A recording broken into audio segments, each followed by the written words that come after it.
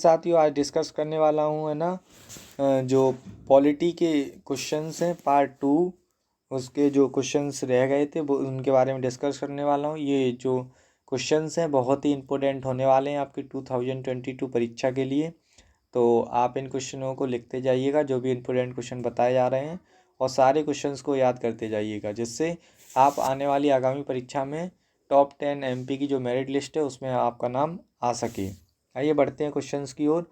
51 भारत का उच्चतम न्यायालय कहाँ अवस्थित है ये आपको बताना है। इसका जो सही आंसर है नई दिल्ली इसका सही आंसर है।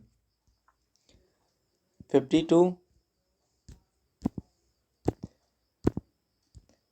आपको बताना है भारत के सर्वोच्च न्यायालय में न्यायाधीशों की कुल संख्या कितनी है। तो इसका जो सही आंसर है 31 इसका सही आंसर है 31। नेक्स्ट 53 सर्वोच्च न्यायालय के मुख्य न्यायाधीश की नियुक्ति कौन करता है। तो इसका आपको सही आंसर बताना है। राष्ट्रपति जी जो होते हैं सर्वोच्च न्यायालय के मुख्य न्यायाधीश की नियुक्ति करते हैं।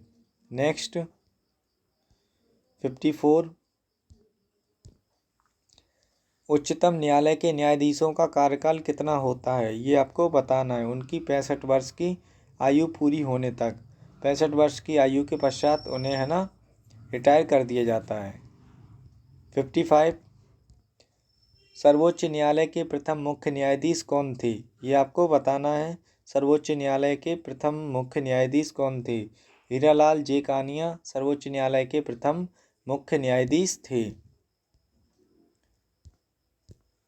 56 ये इम्पोर्टेंट क्वेश्चन है। वर्तमान में भारत में उच्च न्यायालयों की कुल संख्या कितनी है।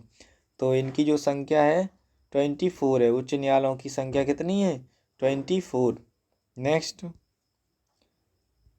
57 उच्च न्यायालयों के मुख्य न्यायाधीश की नियुक्ति कौन करता है ये क्वेश्चन आपको बताना है। बी ऑप्शन राष्ट्रपति जो है ना मुख्य न्यायालय के न्यायाधीशों की नियुक्ति करता है।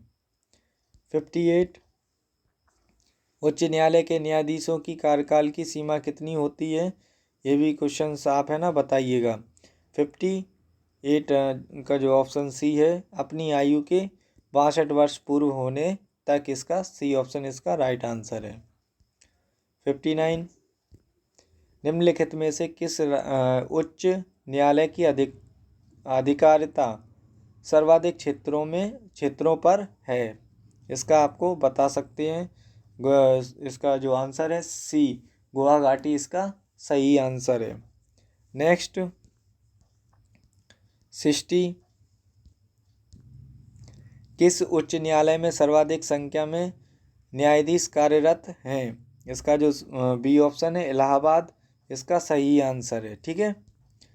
61 संविधान के किस अनुच्छेद के द्वारा राष्ट्रपति को सर्वोच्च न्यायालय से परामर्श मांगने का अधिकार प्राप्त है।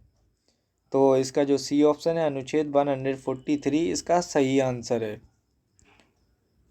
62 निम्न में से किस केंद्र शासित प्रदेश का अपना उच्च न्यायालय है। तो इसका जो डी ऑप्शन है उपयुक्त में से कोई नहीं इसका सही आंसर है। नेक्स्ट 63 राष्ट्रपति राष्ट्रीय आपातकाल की उद्घोषणा निम्न में से किन स्थितियों में कर सकता है। तो इसका जो डी ऑप्शन है ये सभी कारण हो सकते हैं। युद्ध हो सकता है बाह्य आक्रमण सशस्त्र विद्रोह हो सकता है। इसका डी ऑप्शन जो है ना राइट आंसर है। 64 भारत में अब तक कितनी बार राष्ट्रीय आपात की घोषणा की जा चुकी है। इसकी जो घोषणा की जा चुकी है बी 3 इसका सही आंसर है। 3 बार अब तक आपातकाल की घोषणा की जा चुकी है जिसे हम इंग्लिश में इमरजेंसी बोलते हैं इसकी। 65 क्वेश्चन है भारत में राष्ट्रपति किस अनुच्छेद के अंतर्गत देश में राष्ट्रीय आपात की घोषणा कर सकता है। ये भी अच्छा क्वेश्चन है आ सकता है। अनुच्छेद 352 के तहत राष्ट्रीय आपातकाल की घोषणा की जा सकती है। 66 संविधान के किस अनुच्छेद के आधार पर राज्यों में संवैधानिक तंत्र की विफलता पर राष्ट्रपति शासन लगाया जा सकता है। ये भी आपको बताना है। इसका जो बी ऑप्शन है अनुच्छेद 356 के तहत संविधान के किस अनुच्छेद के आधार पर राज्यों में संवैधानिक तंत्र की विफलता पर राष्ट्रपति शासन लगाया जा सकता है? 67। राज्यों में राष्ट्रपति शासन की अधिकतम अवधि हो सकती है, कितनी हो सकती है? तो ये 3 वर्ष की अधिकतम अवधि हो सकती है राष्ट्रपति शासन लगाने की। नेक्स्ट 68। संविधान के किस अनुच्छेद के आधार पर देश में वित्तीय आपात की घोषणा की जा सकती है? तो इसका जो सही आंसर है अनुच्छेद 360 इसका सही आंसर होने वाला है। नेक्स्ट 69।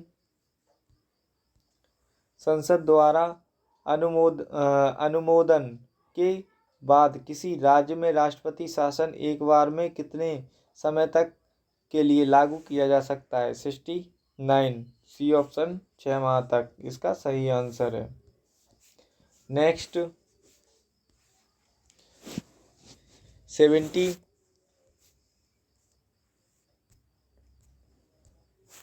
राज्य में राष्ट्रपति शासन लगाने की स्थिति में कितने दिनों के अंदर उसकी संसद में स्वीकृति आवश्यक है? तो इसका जो राइट आंसर आप बता सकते हैं कमेंट सेक्शन में। तो इसका राइट आंसर होगा 60 डेज। ओके। नेक्स्ट 71।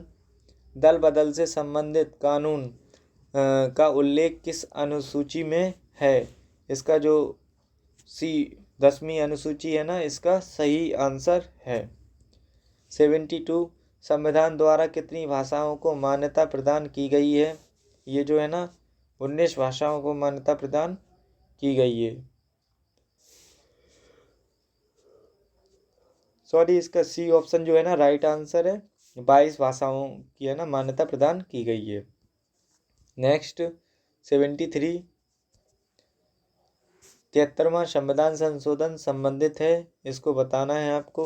इसका जो डी ऑप्शन है पंचायती राज व्यवस्था से 73वां संविधान संशोधन है ना रिलेटेड है। 74। वित्त आयोग के गठन का प्रावधान किस अनुच्छेद में है? इसका जो ए ऑप्शन है अनुच्छेद 280 इसका सही आंसर है। नेक्स्ट 75। निम्न में से योजना आयोग का पदेन अध्यक्ष कौन होता है? तो इसका जो अध्यक्ष होता है वो बी ऑप्शन प्रधानमंत्री जी इसके अध्यक्ष होते हैं। नेक्स्ट 76। भारत में प्रथम योजना आयोग का गठन कब किया गया था? ये आपको बताना है। कमेंट सेक्शन में आप इसको ज़रूर बताइएगा। बी ऑप्शन 15 मार्च 1950 ईस्वी को इसका गठन किया गया था। नेक्स्ट 77। राष्ट्रीय विकास परिषद की स्थापना कब की गई थी? तो इसकी जो स्थापना है 1952 में की गई थी राष्ट्रीय विकास परिषद की स्थापना।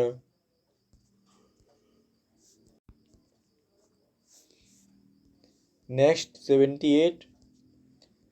भाषा के आधार पर गठित भारत का पहला राज्य है, तो इसका जो सही आंसर है आंध्र प्रदेश भाषा के आधार पर गठित होने वाला पहला राज्य है। नेक्स्ट 79। बलवंत राय मेहता समिति का गठन किया गया था, इसका गठन जो है किसने किया था? पंचायती राज व्यवस्था से इसका गठन किया गया था, इसको ध्यान रखना और ये इम्पोर्टेंट क्वेश्चन भी है। नेक्स्ट 80। भारत में सर्वप्रथम 2 अक्टूबर 1959 को पंचायती राज व्यवस्था का शुभारंभ किया गया, यह कहाँ से शुरू हुआ था? ये जो है ना नागौर राजस्थान से शुरू हुई थी ये व्यवस्था। नेक्स्ट 81। स्वतंत्र भारत में प्रथम निर्वाचन आयुक्त थे, इसका जो बी ऑप्शन है शिव कुमार सेन। ये भी इम्पोर्टेंट क्वेश्चन है और नोट कीजिएगा आप, ठीक है। 82।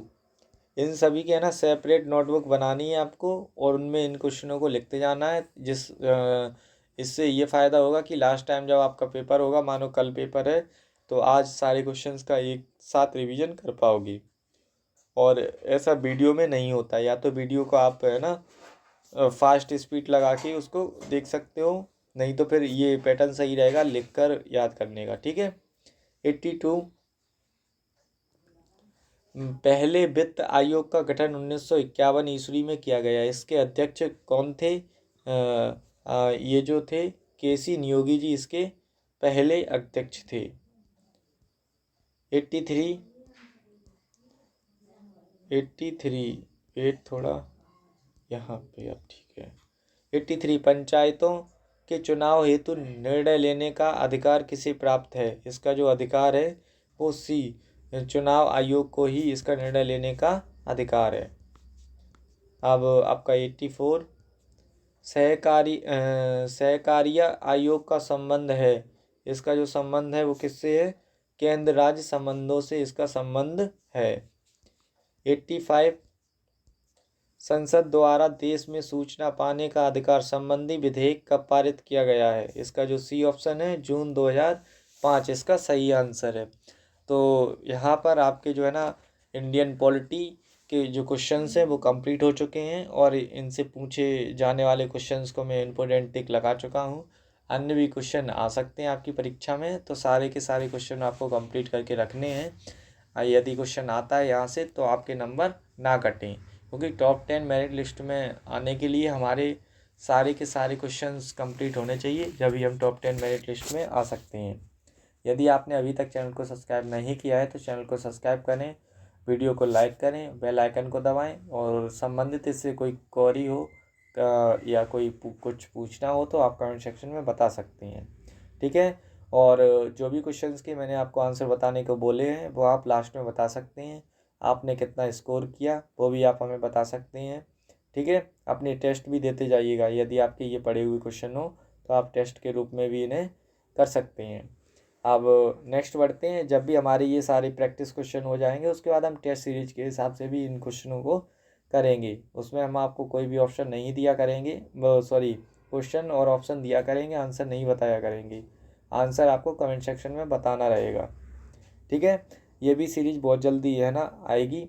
और ये जो सीरीज चल रही है ये आपके जीके के पार्ट जो है ना, जीके के पार्ट की 15 नंबर के जो क्वेश्चंस आते हैं उनको कंप्लीट करेगी। ठीक है, अभी के लिए जय हिंद, मिलते हैं फिर नेक्स्ट वीडियो में।